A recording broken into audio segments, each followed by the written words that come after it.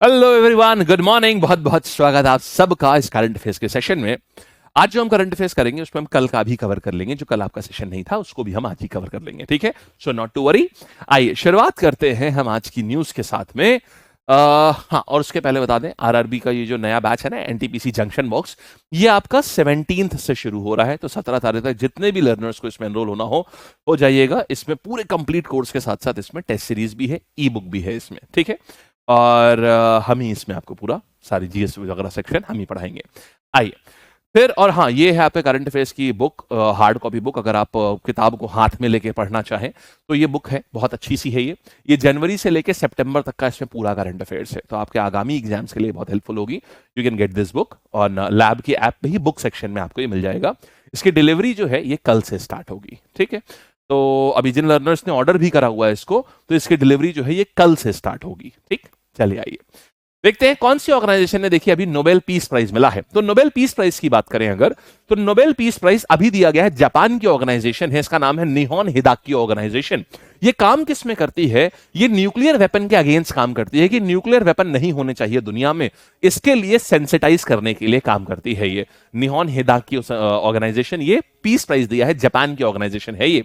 खासियत क्या है? ये उन लोगों द्वारा रन करी जाती है जो जब जापान में जो बॉम्ब ब्लास्ट हुए थे, जो न्यूक्लियर बॉम्ब ब्लास्ट करे गए थे, तो ये वहां से ये ऑर्गेनाइजेशन आती है। वहां से जो लोग बचे थे, जो सर्वाइवर्स थे उस न्यूक्लियर ब्लास्ट के, उन लोगों द्वारा ये रन करी जाती है, ठीक है।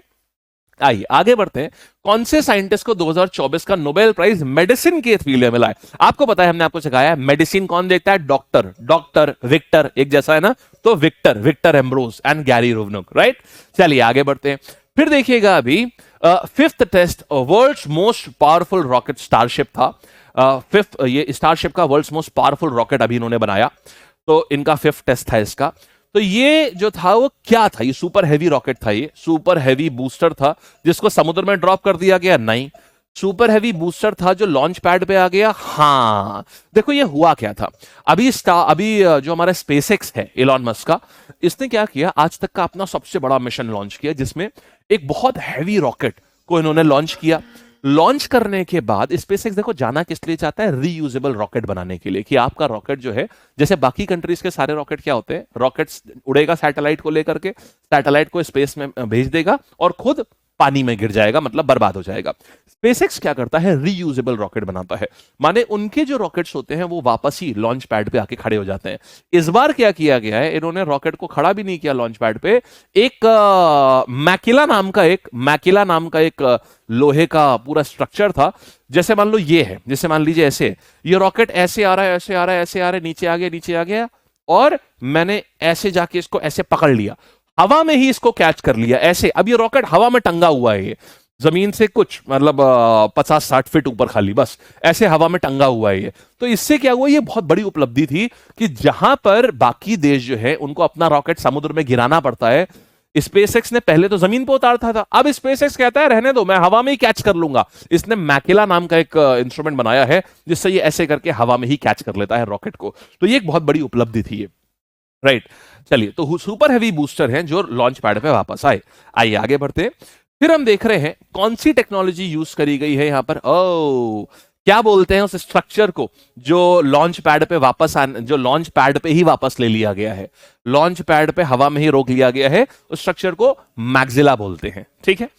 फिर देखिएगा, देन हम क्या आ रहे हैं, third state to start caste based system. देखो यार, कास्ट बेस्ड सिस्टम जो सेंसस है ये शुरू हो गया है। कास्ट बेस्ड सेंसस में होता क्या है, जैसे ओबीसी कम्युनिटी, अब ओबीसी में 2200 और कास्ट होती हैं जो ओबीसी के अंदर होती हैं। ऐसी एससी कम्युनिटी है, शेड्यूल कास्ट में बहुत सारी ऐसी कास्ट हैं जो शेड्यूल कास्ट के अंदर आती हैं। इनमें से कुछ बहुत पिछड़ी होती हैं, कुछ काफी डेवलप्ड होती हैं।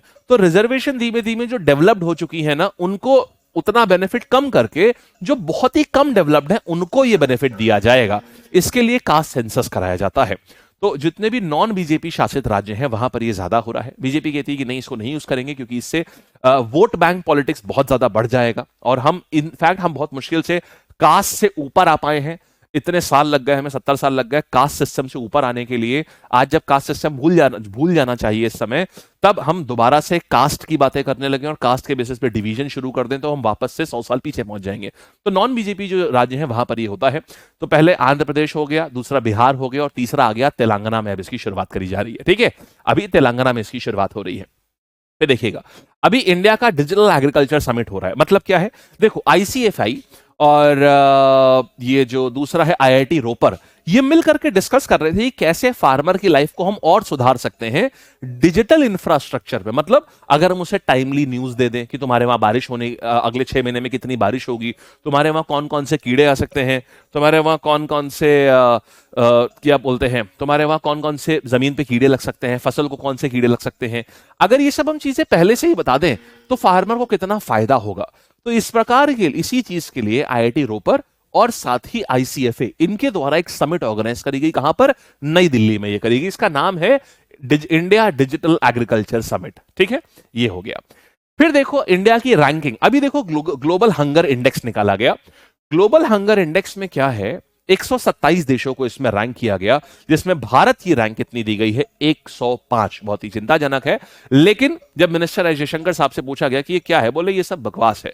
ये वेस्ट की कोशिश ये होती है कि हमको वो डायरेक्टली तो कुछ हमें नुकसान पहुंचा नहीं सकते, तो वो इस तरीके से दुनिया की नजरों में, क्योंकि हम इतना अच्छा उठ रहे हैं इस समय, ग्लोबल पावर बन रहे हैं हम, आज हम अपनी मिसाइल बना रहे हैं, आज हम अपने वेपन बना रहे हैं, आज हम तमाम चीजें कर रहे हैं, तो उनसे देखा नहीं जा रहा, इसलिए वो हमें नीचा दिखा रहे हैं कि देखो भाई इनके वहां खाने को तो लोगों के पास खाने को नहीं है और ये लोग वेपन बना रहे हैं, ये लोग स्पेस में जा रहे हैं, तो उनसे ये बात पच नहीं रही है। इसलिए, जो कि काफी हद तक सही भी लगती है। तो बोला कि इन रैंकिंग्स का मतलब नहीं, हालांकि हमारे एग्जामिनर को इनसे बहुत मतलब है। तो ग्लोबल हंगर इंडेक्स में 127 कंट्रीज थी, जिसमें 105वीं रैंक हमारी आई है, ठीक है। नेपाल की हमसे बेहतर आई है, पता है आपको, 68। आइए, अच्छा, किसने मालाबार एक्सरसाइज में पार्टिसिपेट नहीं किया? देखो मालाबार एक्सरसाइज जो होती है, ये अभी आंध्र प्रदेश के पास में चल रही थी, ये विशाखापट्टनम के पास। तो मालाबार में क्या है, मालाबार क्वाड नेशंस की एक्सरसाइज होती है, ठीक है, क्वाड की एक्सरसाइज होती है, क्वाड नेशंस की। तो ये क्वाड नेशंस की एक्सरसाइज होती है मालाबार, और यानी कि India Japan Australia, India Japan Australia और इंडिया जापान ऑस्ट्रेलिया, और इन्हीं के साथ साथ कौन आ जाएगा, यूएस। इन 4 देशों के बीच की एक्सरसाइज होती है ये। तो इंडिया जापान ऑस्ट्रेलिया और चाइना के ही तो विरुद्ध होती है, चाइना को ही तो टारगेट करते हैं इसको, इसमें तो इसीलिए चाइना तो इसमें पार्टिसिपेट हो ही नहीं सकता। क्वाड को बनाया ही गया था चाइना की बढ़ती पावर को कंटेन करने के लिए, समझे। फिर देखो किसको अपॉइंट करा गया, तेलंगाना गवर्नमेंट का nodal department class based census के लिए। मतलब कास्ट बेस्ड सेंसस कौन देखेगा तेलंगाना में? तो तेलंगाना में जो प्लानिंग कमीशन है तेलंगाना का, तो एक जज है mister Shamim Abbas, farmer high court जज है, उनको अपॉइंट करा गया, उनके अंडर में ये सब कुछ होगा, प्लानिंग कमीशन के अंतर्गत है। और प्लानिंग कमीशन के लिए किसको अपॉइंट किया गया है? जज है शमीम अब्बास, इनको। आइए फिर देखते हैं, आर्मी चीफ ने रिसेंटली अग्नियास्त्र डिवाइस लॉन्च किया है। देखो यार ये है क्या, अग्नियास्त्र क्या होता है? जैसे मान लो कहीं कोई बॉम्ब, आर्मी किसी जवान को कहीं कोई बॉम्ब ब्लास्ट करना है, तो अभी तक क्या होता था, या तो आप वो वाला बॉम्ब लीजिए जिसमें पिन हटाते हैं और डालते हैं, फिर कस के भागते हैं, तो अगर नहीं भाग पाए तो मृत्यु हो जाएगी, शहीद हो जाएंगे। दूसरा क्या होता है, फिर आईईडी बनाई गई, इंटीग्रेटेड एक्सप्लोसिव डिवाइसेस। इनमें क्या होता है, आपने बॉम्ब आईईडी लगा दिया बॉम्ब, और आप बाहर आए, 400 मीटर की दूरी से आप उस बॉम्ब को ब्लास्ट कर सकते हो, जिसको आईईडी एक्सप्लोजन बोलते हैं, ठीक है। बट 400 मीटर में कभी कभी बहुत कम होता है, पता चला आपने शत्रु की टेरिटरी में खड़े खड़े शत्रु का बॉम्ब फोड़ दिया, तो आपके अपने ऊपर बहुत रिस्क आ जाता है। अब नए बनाए गए हैं बॉम्ब, मेजर राज पुरोहित ऐसे करके इनका नाम है, इन्होंने बनाया है ये, तो इंजीनियरिंग कॉर्प्स के हैं वो। इसमें क्या है कि आप बॉम्ब लगा दीजिए और साहब आप 2.5 किलोमीटर दूर से उसको डेटोनेट कर सकते हैं, ये बहुत बड़ी बात है, 2.5 किलोमीटर दूर से। और आपने मान लो 10 बॉम्ब लगाए, तो आपकी इच्छा है, आपको 2 बॉम्ब फोड़ने हैं, 10 बॉम्ब फोड़ने हैं, 5 बॉम्ब फोड़ने हैं, ये आपकी इच्छा है। तो ये चीज है, तो इसी का नाम रखा गया अग्नियास्त्र। और ये भी कहां जाके लॉन्च किया है? सिक्किम की नाक के बगल में एकदम, मतलब चाइना के नाक के बगल में एकदम, सिक्किम में जाकर के लॉन्च किया है इसको, ठीक है। आइए आगे बढ़ते हैं। पाकिस्तान की रैंकिंग कितनी आई है ग्लोबल हंगर इंडेक्स में? वेल, भारत की 105 आई है और पाकिस्तान की रैंकिंग यहां पर 109 आई है, ठीक है। फिर देखिएगा अभी, हाँ, मेजर राज प्रसाद। तो मेजर राज प्रसाद हैं कौन सी ऑर्गेनाइजेशन के? अभी हमने आपको बताया था, मेजर राज प्रसाद हैं, ये हैं इंजीनियरिंग कॉर्प्स के हैं ये, जिन्होंने इसको लॉन्च किया है। फिर देखिएगा कौन सी एज पे पी वेणुगोपाल। यार देखो ये एक ओबिचुरी है, पी वेणुगोपाल साहब जो हैं, इन्होंने भारत की पहली हार्ट सर्जरी करी थी। पहला हार्ट जो कार्डियक सर्जरी 1986 में डॉक्टर पी वेणुगोपाल ने करी थी। ये पढ़े भी एम्स के ही हुए थे और ये बाद में एम्स में ही सर्जन भी बन गए और इसी के बाद ये एम्स में डायरेक्टर भी बन गए। तो मैं आपको बताऊं तो अपने लाइफ टाइम में इन्होंने कहते हैं 50,000 से भी ज्यादा सर्जरी पी वेणुगोपाल साहब ने करी थी। अभी 82 ईयर्स की उम्र में इनका देहांत हो गया, 50,000 से ज्यादा लोगों की जान बचाने के बाद में। तो 1998 में इनको पद्म भूषण भी दिया गया था इसी चीज के लिए। 2003 से लेकर 2007 तक ये एम्स के डायरेक्टर भी रहे थे ये, और काफी अच्छे अचीवमेंट्स रहे। वर्ल्ड लेवल पर ये बहुत ही जाने माने डॉक्टर थे ये। तो 82 ईयर्स की उम्र में पी वेणुगोपाल साहब जो कि कार्डियक सर्जन थे, इनका निधन हुआ। फिर देखिए कितना वेट, अभी देखिए जी रविशंकर, अभी क्या चल रहा था, नेशनल वेट लिफ्टिंग कॉम्पिटिशन चल रहा था जिसमें इसने सारे प्रीवियस रिकॉर्ड जूनियर कैटेगरी में सारे प्रीवियस रिकॉर्ड तोड़ दिए। टोटल वेट लिफ्ट कितने किलो का किया है? 311 किलो का टोटल वेट लिफ्ट किया है। आज तक जूनियर कैटेगरी में 304 किलो से ऊपर कोई नहीं कर पाया। जी रविशंकर ने 311 किलो का ये वेट लिफ्ट किया है। अगेन ये एक बहुत ही प्यारी चीज बन जाती है एग्जाम के लिए, क्योंकि यहां से क्या है, एग्जामिनर को ये रिकॉर्ड बना है तो एग्जामिनर के लिए बहुत जरूरी चीज हो गई है। तो आंसर क्या है? 311 किलो। सिर्फ इन्होंने ही नहीं, एक और है हरमनप्रीत कौर, क्रिकेट वाली नहीं, दूसरी हरमनप्रीत कौर, उन्होंने सीनियर कैटेगरी में, वो 76 केजी कैटेगरी में खेलती हैं, उन्होंने भी वर्ल्ड रिकॉर्ड बनाया है। उन्होंने भी काफी बढ़िया जो ये है, काफी बढ़िया उन्होंने भी इसमें खेला, काफी बढ़िया वेट उन्होंने भी लिफ्ट किया और उन्होंने भी एक वर्ल्ड रिकॉर्ड बनाया हुआ है। अभी तक ये वर्ल्ड रिकॉर्ड कम हुआ करता था, इन्होंने कितना करा हुआ है? इन्होंने 223 किलो का, जैसे ये जूनियर में, उन्होंने सीनियर में बनाया है, महिला कैटेगरी में 76 कैटेगरी की 223 किलो का रिकॉर्ड उन्होंने बनाया है।